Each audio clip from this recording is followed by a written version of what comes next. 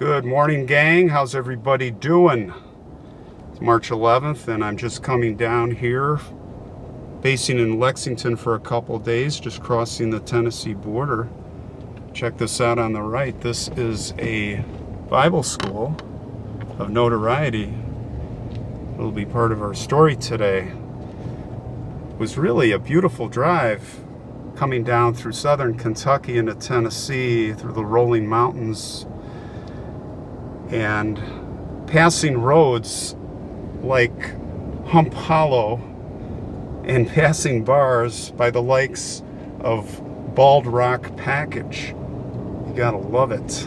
Well, we're here today in a little town called Pall, and that is how it is pronounced.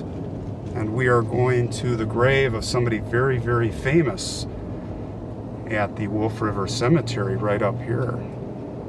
His name Alvin York, Sergeant Alvin York, fought in World War I, and I'm sure many, many of you have already heard of him. It's quite a story. Here we are. And we are in. It's a beautiful sunny day here, 70 degrees, and what a backdrop. Some dramatic lines of small mountains. We're in New Orleans. I'm on my way home, making a few stops, and back there we did do a Civil War soldier, a woman who disguised herself as a man. So today we're going to do a Civil War soldier who was not only a man, but he did some amazing things. So let's go take a walk and go see his grave. Alvin York was born here in Pall, just down the road in a two-room log cabin. His parents were farmers, and his dad worked as a blacksmith. He had 10 brothers and sisters, and they all had pretty minimal schooling because they had to help provide for the family as laborers, and of course hunting and fishing, and not just for fun, that is to bring the food home and bring the game home.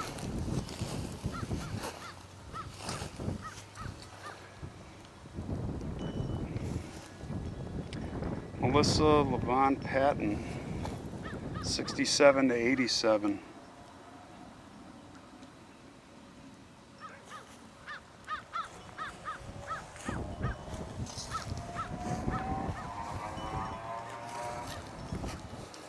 After his father died, he had to take charge of the home, and he had to care for his younger siblings, and he found work as a blacksmith. But although he was a pretty skilled laborer and he was devoted to the welfare of the family, he really, really couldn't handle it. He started drinking and going out, and he was prone to getting fights. Didn't have a good start. They would go to this bar right at the border here called the Blind Tiger, and this was not a place you would want to go unless you're a tough guy because it was for just drinking, girls, and fighting. So he got into trouble with the law. He shot a goose, a white goose at night, and just bad stuff. Now, his mother was a member of a pacifist Protestant denomination, and although she had tried to change Alvin and keep the other kids on track, It was partly that a girl he was interested in was at the church, and he would find any excuse to see her. And of course he did have a conversation with the Reverend, and he basically became devoted to the church.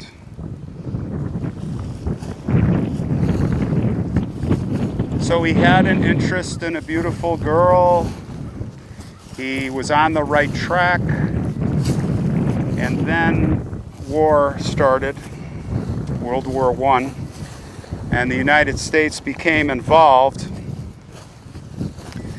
And then he was called in the draft, and then he was called to go.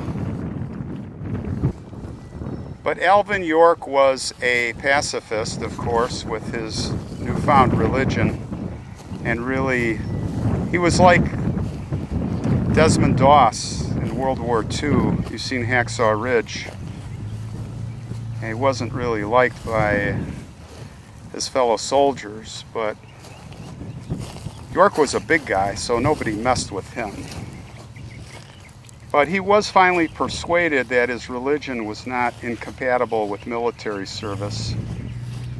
So he joined the 82nd Division as an infantry private and went on to France in 1918.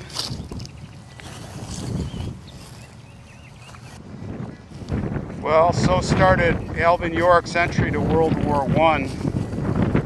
It was October 8th, 1918, during an attack that occurred at the Meuse-Argonne Offensive, and York's battalion was charged with capturing the German positions held near a hill called 223. He would later recall that, quote unquote, the Germans got us, and they got us right smart. They just stopped us dead in our tracks. Their machine guns were up there on the heights overlooking us, well hidden, and we couldn't tell for certain where the terrible heavy fire was coming from. And I'm telling you, they were shooting straight. Our boys went down like the long grass before the mowing machine at home.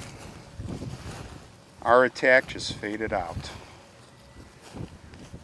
Well, under the command of a Sergeant Bernard Early, 4 non-commissioned officers, including recently promoted Corporal York, along with 13 privates, were ordered to infiltrate the German lines to take these machine guns out.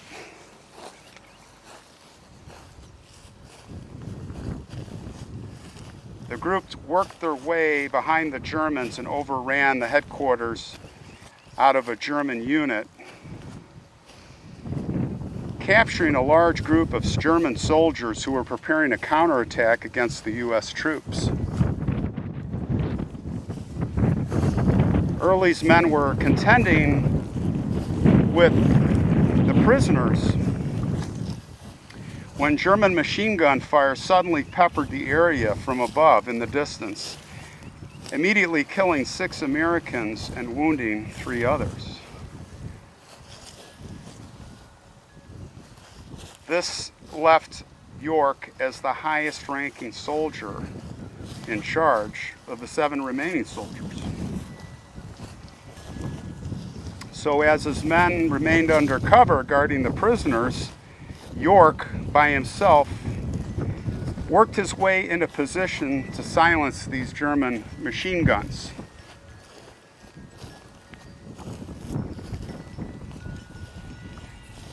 Now, when he got in there and they started firing at him, he said, quote unquote, and those machine guns were spitting fire and cutting down the undergrowth all around me, something awful.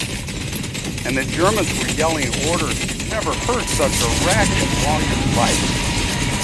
I didn't have time to dodge behind a tree or dive under a bush. So near the end of the final clash, 6 German soldiers in a trench just over oh, 25 yards or more away from him, charged at him with their leader with fixed bayonets. Now, York had fired all the rounds in his Enfield rifle, so he draws out his 1911, which is a pistol. And listen to this, because and just instinct, what he did was, because in the mountains here, they would hunt turkeys, and he was a crack shot. And what you would do is, if there's a line of turkeys, you would shoot, you know, kind of from behind. You know, the turkeys are all looking one way, you'd shoot the last one, so the ones in front didn't even know. Boom, boom, boom, and you would take them down. And that's what he did. I mean, imagine these guys are running straight at you, shooting, and instead of shooting the guy coming right at you, he has the patience to aim long. And with a pistol, let me tell you how hard that is, even at 10 yards, under such conditions especially. And then shoots the last guy, and by the time he got to he nails them all, and by the time he got to the front guy, who was the leader, he was like by himself, and he had no idea, and he's like, I'm right on top of you. Boom, shot him right in the stomach, I think, and he went down screaming like a baby. So you can't imagine if he didn't do that, by the way, what would have happened is the guys would have immediately dropped. If the front guy dropped, they would have gotten prone position, and with their rifles, they would have just wiped them out, annihilated them. So amazing. Now, after taking all those Germans out, he focused back on this machine gun nest. As he continued to say later, there were over 30 of them in continuous action, and all I could do was touch off the Germans just as fast as I could. I was sharpshooting. At the time, I kept yelling at them to come down. I didn't want to kill any more than I had to. But it was they or I, and I was giving them the best I had. Well, in the final moments, the Imperial German Army First Lieutenant Paul Jürgen Vollmer, commanding the 120th Reserve Infantry Regiment's 1st Battalion, emptied his pistol trying to kill York, while he was contending with the machine guns, and failing that, not even injuring York, and seeing his mounting losses, he threw in the towel. And York accepted his surrender.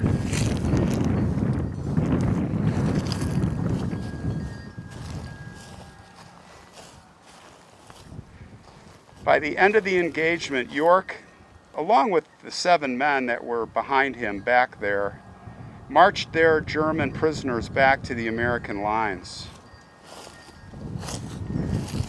And on returning to his unit, York reported to his brigadier commander, Brigadier General Julian Robert Lindsay, who remarked, "Well, York, I hear you have captured the whole German army."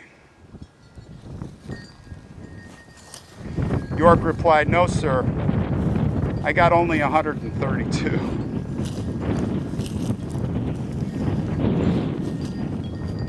Well, York's actions silencing those machine guns were responsible for enabling the 328th Infantry to renew its attack to capture the Tocqueville Railroad, which was the key position, and really that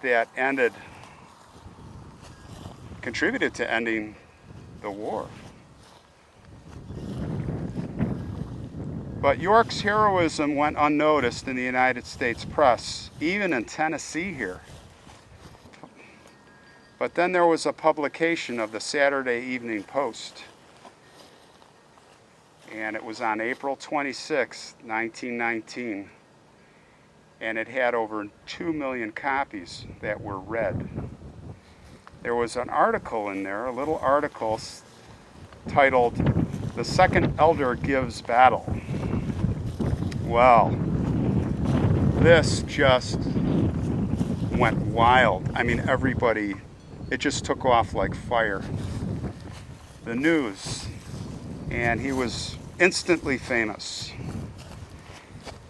In response, the Tennessee Society, which is a group of Tennesseans who live there in New York City, out east, they arranged celebrations to greet him in New York when he came back to the United States, presumably on a ship.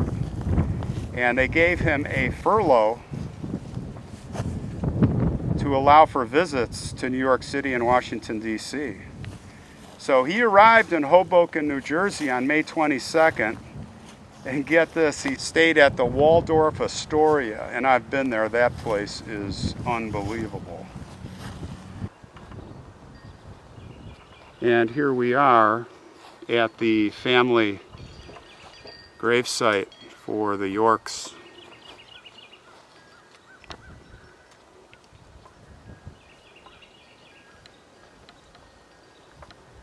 Yes, that's Gracie on the left and Alvin on the right.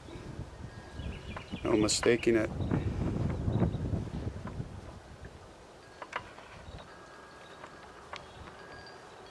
Gracie Loretta Williams York. Born February 7th, 1900. Married Alvin C. York, June 7, 1919. Died September 27th, 1984. Alvin Cullum York, Tennessee. Sergeant Company G328, Infantry, 82nd Division, World War I. December 13, 1887, passed September 1964. It's a beautiful statue and monument here. The angel and the cross. There are many family members here. I see an Air Force man here, Thomas J. York, Tennessee, who was born in 38 and passed in 72.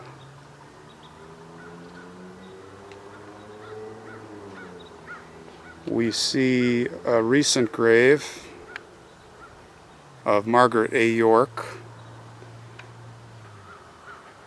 She was born in 43 and passed literally 3 years ago, almost 3 years ago. Mother, grandmother, sister, and she was the beloved wife of Thomas York.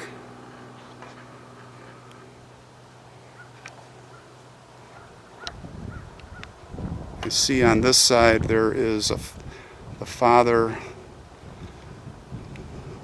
a father York, Alvin C. Jr.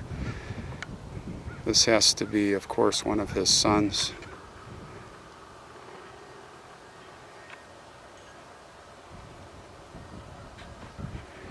I mean, they had a lot of kids. I see York tombs beyond here. Wow. What a all-American family.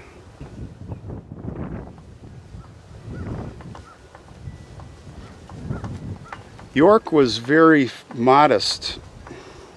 He didn't want any fame, and he refused a lot of offers to profit from his fame, and he could have, including thousands of dollars for appearances, product endorsements, newspaper articles, and of course the movie rights. But instead, he lent his name for charitable events, for free, of course, civic causes. Now, a week after he came back from the war, he married his sweetheart Gracie, of course. And there was one offer he could not refuse, and that was from the local Rotary Club here, who had purchased the bottom land, the actual bottom land here that he just dreamed about getting, and they built him a brand new home, and it was all ready for him when he got here. Can you imagine that surprise? So unfortunately, Alvin suffered from health problems throughout his life. Sadly, he had a stroke. He had his first stroke in 1948, and that pretty much, more strokes and pneumonia, but he didn't die.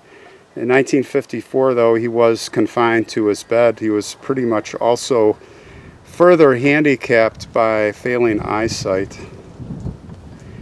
And sadly, he died at the VA in Nashville, Tennessee on September 2nd. There we see 1964. He was 76. And he died of actually, in the end, a cerebral hemorrhage there.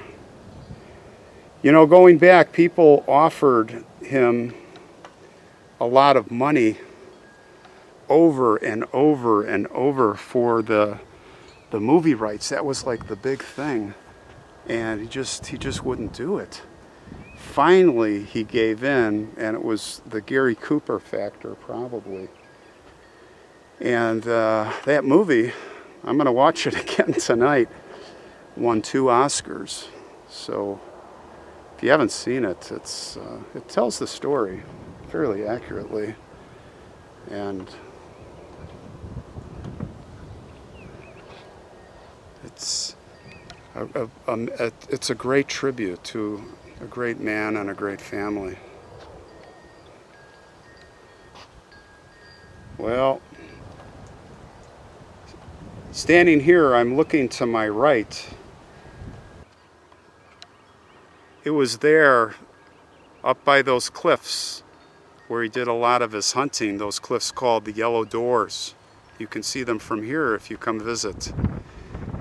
And it is there that he would kneel and pray to God that he would come home safe from the war.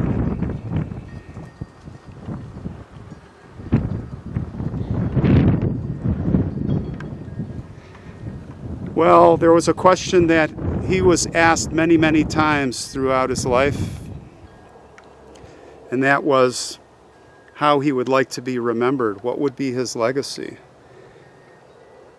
And it's remarkable that never once did he say anything, not a word, about the war. All he cared about was his friends and families here and in Tennessee and the country, better schools, better roads, but really his underlying statement that he always ended it was, I just want to be known as a good man. Well, Sergeant York, you were a good man. You were a good husband, a good father, a good soldier, a good leader, a good man who is inspiring still today a lot of people. So we thank Alvin Cullum York for his service, as we do all the past war veterans that have passed and that have not passed, and those that are serving today. Thank you for your service. And to Alvin York, we hope you're resting in peace.